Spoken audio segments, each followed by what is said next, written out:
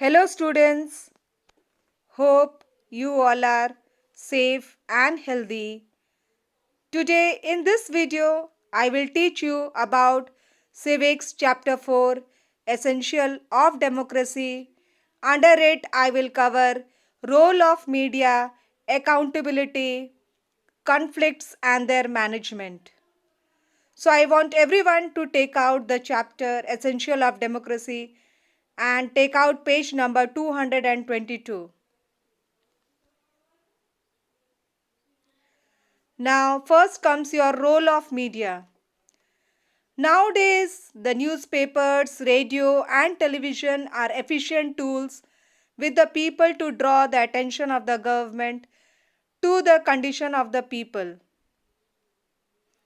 The newspapers have editorial columns where current issues, views, and articles are published. They also have a letter to the editor columns where the people send in their personal opinion on social and public issues. You can also share your opinion, views on any of social and public issues. There are also social media which helps to bring the attention of the government to the condition of the people.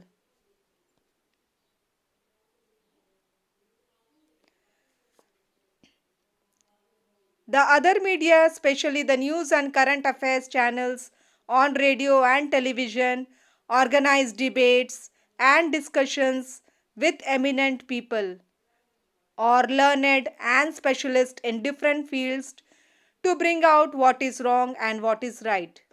So, this helps the people to understand the actions of the government.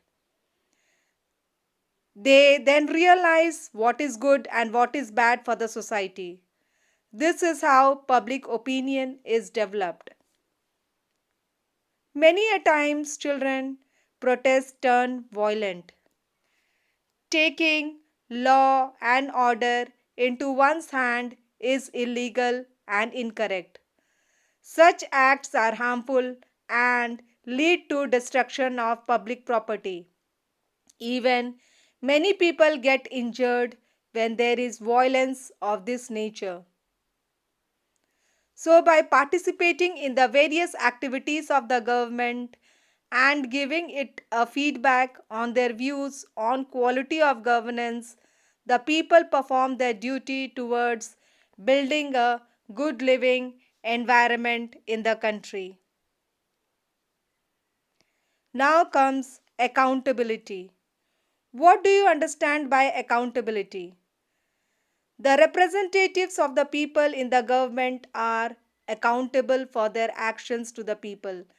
That means they are answerable to the people. People have the power to elect their leaders.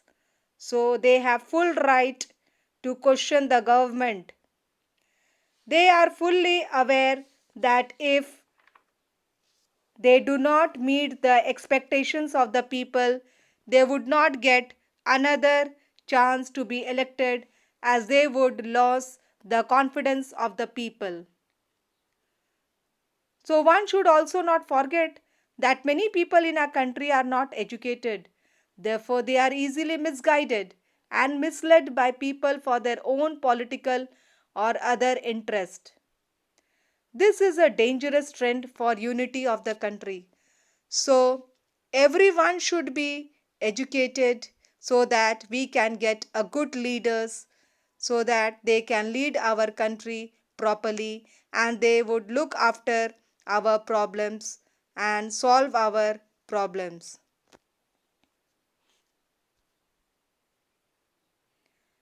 Now, children, conflicts and their management.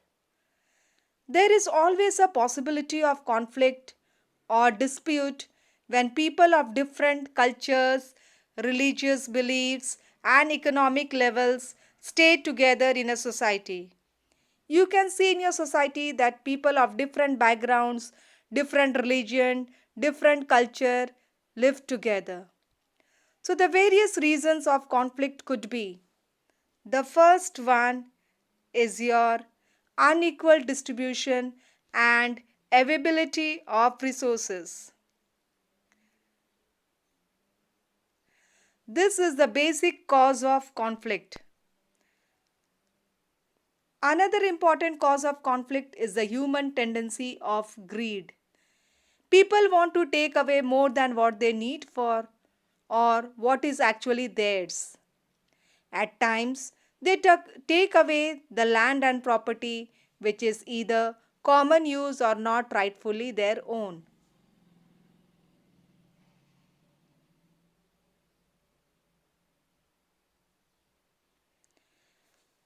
Second one, the religious discord. Sometimes there are conflicts between people of one religion and another. Many times there are conflicts during religious processions. Some miscreants cause discomfort to people of other religion by passing remarks or gestures which starts a conflict. That means people of one community speak ill of others and this leads to religious dispute or conflict.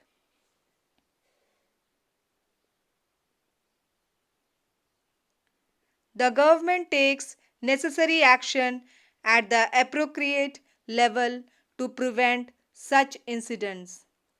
And if they happen, then they are responsible to bring both sides to negotiate and calm the situation so that people could live amicably, peacefully.